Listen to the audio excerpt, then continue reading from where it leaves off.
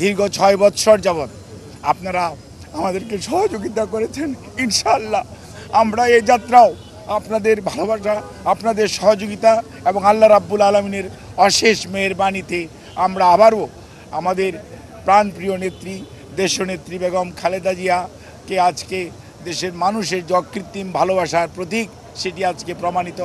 আপনারা জানেন বাংলাদেশ জাতীয়তাবাদী দলের চেয়ারপারসন, 3 বারের সাবেক প্রধানমন্ত্রী দেশনেত্রী বেগম খালেদা জিয়া এবার কেয়ার হসপিটালে গত 23শে নভেম্বর থেকে চিকিৎসাধীন আছেন এবং ওনার medical board professor doctor Shahabuddin Talukdar, professor doctor FM Siddiqui, professor doctor Nuruddin Ahmed, professor doctor AQM Mohsin, professor doctor Shamsul Arefin, professor doctor Ziaul Haque, professor doctor Masum Kamal, professor doctor AZM Saleh, professor doctor brigadier অবসরপ্রাপ্ত সাইফুল ইসলাম এবং ডক্টর জাফর ইকবাল, সেই সাথে বাংলাদেশের বাইরে থেকে প্রফেসর ডক্টর হাবিবুর রহমান,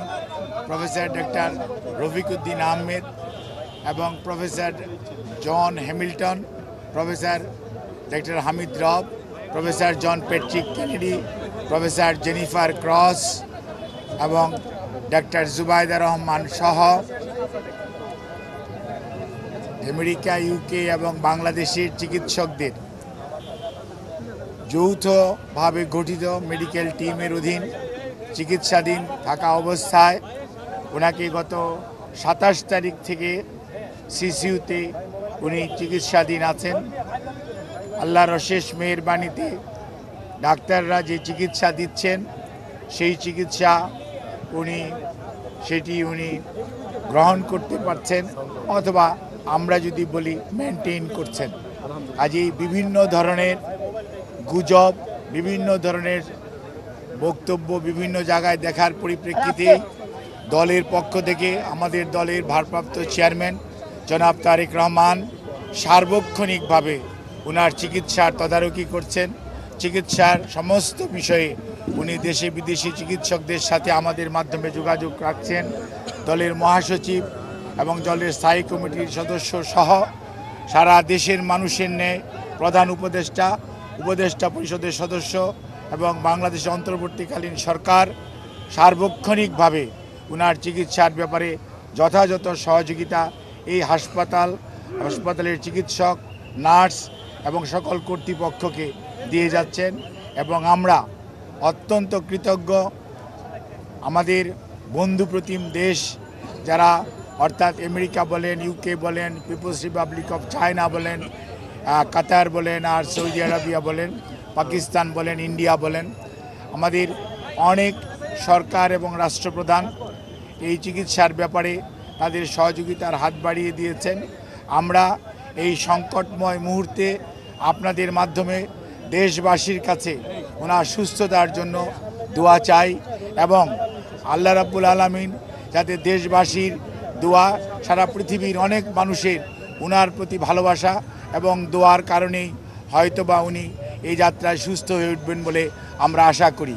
সেই জন্যই আমরা আপনাদের মাধ্যমে সবাইকে সর্বোচ্চ সংযম প্রদর্শন এবং সেই সাথে কোনো ধরনের গুজব ছড়ানো এবং গুজবে কান না দেওয়ার জন্য বিনীতভাবে পরিবারের পক্ষ থেকে, দলের পক্ষ থেকে আপনাদেরকে আমরা অনুরোধ করছি। আমাদের দল কিভাবে আপনাদেরকে ইনফরমেশন দিবে সেটিও আমাদের দলের পক্ষ থেকে জানিয়ে দেওয়া হয়েছে। কাজেই সম্মানিত সাংবাদিক ভাই ও বোনেরা, আপনারা ধৈর্য ধরুন। দীর্ঘ 6 বৎসর যাবৎ আপনারা আমাদেরকে সহযোগিতা করেছেন।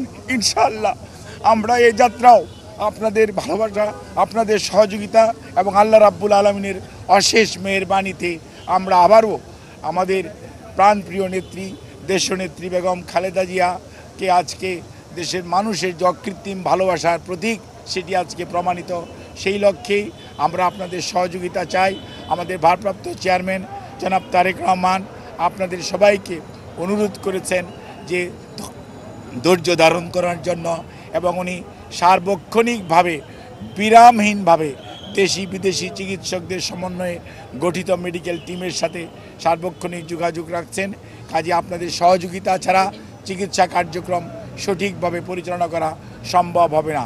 কাজে কোনো ধরনের গুজবে কান না দেওয়ার জন্য আপনাদেরকে অনুরোধ করছি এবং দেশনেত্রী বেগম খালেদা জিয়ার জন্য সুস্থতার জন্য আপনাদের মাধ্যমে দেশ তথা সকল ধর্মের মানুষের প্রতি আমরা উদাত্ত আহ্বান জানাচ্ছি। আমাদের দলের পক্ষ থেকে জানানো হয়েছে, আমাদের দলের সিনিয়র যুগ্ম মহাসচিব জনাব রিজভী আহমেদ ওনার স্বাস্থ্য ব্যতীত অন্যান্য বিষয়ে আপনাদেরকে মাঝে মাঝে ব্রিফ করবেন। আর আমি ডাক্তার এজেডএম জাহিদ হোসেন দলের একজন কর্মী, আমি আপনাদেরকে ওনার স্বাস্থ্য নিয়ে ব্রিফ করব। এর বাইরে আপনারা অন্য কারো ব্রিফিংয়ের প্রতি কোনো ধরনের কান না দেওয়ার জন্য দল আপনাদেরকে অনুরোধ করেছে। আপনারা যদি এটা মানেন, ফলো করেন, তাহলে আর কোনো গুজবের ছড়ানোর সুযোগ থাকে না। দেশের বাইরে নেওয়ার জন্য যে কথাটি আমি পূর্বেও বলেছি, মেডিকেল বোর্ডের সদস্যরা ওনাকে দেখেছেন। আজকেও ইউকে থেকে ওনাকে দেখার জন্য বিশেষজ্ঞ আসবেন এবং ওনারা দেখবেন।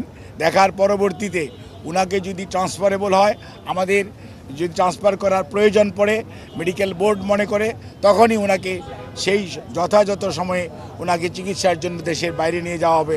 আমাদের সকল প্রস্তুতি আছে, কিন্তু সর্বোচ্চটা মনে রাখতে হবে যে রোগীর বর্তমান অবস্থা এবং সর্বোপরি মেডিকেল বোর্ডের পরামর্শের বাইরে কোনো কিছু করার সুযোগ এই মুহূর্তে আমাদের নেই।